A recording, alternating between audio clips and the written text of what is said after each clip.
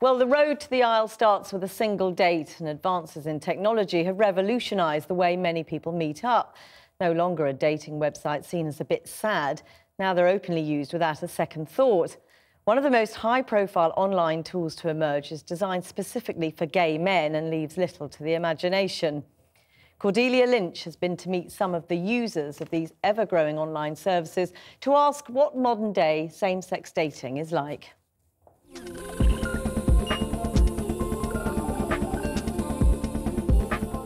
It removes empathy. I've had a couple of really rewarding hookups. You can sort of say what type you are, like twink or bear or whatever. You know, you're not going to be cooking dinner and making breakfast in the morning. If you do it too much, I think it takes away your sense of self-esteem.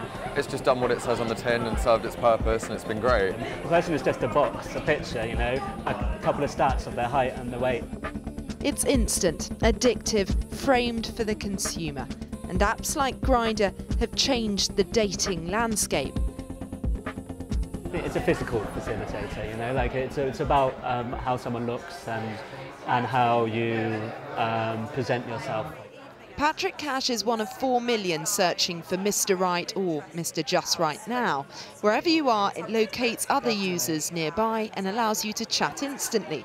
Some say technology has transformed intimacy for everyone, but Patrick rejects the idea that any app represents gay culture. As someone who's had it downloaded for quite a while, generally the advances are of a sexual nature. Which doesn't mean that all gay men are just superficial beings looking for sex. It's just specifically what Grindr is for hooking up. Bodies are cropped, biographies doctored in the quest to hook up. But Patrick says the search has become more about self-esteem than relationships. And in a way, Grindr's more about yourself than it's about anything on there, because people keep going back to it because those messages and that attention from other people is about self-affirmation. It's like taking a selfie and putting it on Facebook to get likes. It's built on choice, a land of infinite possibilities. There's Grindr tribes, which allows you to be very specific with what you want. So you can say exactly your type, and you can sort of use slang words that the gay community has adopted, like bear or twink. And like bear is a big, hairy, muscly guy, and a twink is a little young, skinny guy. It can be a rocky ride of emotions having all these options. Dylan thinks the key is not to expect too much. I've had a couple of really rewarding kind of hookups on there that have just been sex and have it's just done what it says on the tin and served its purpose, and it's been great. I haven't had any bad experiences on there. Do you think dating has changed for gay men?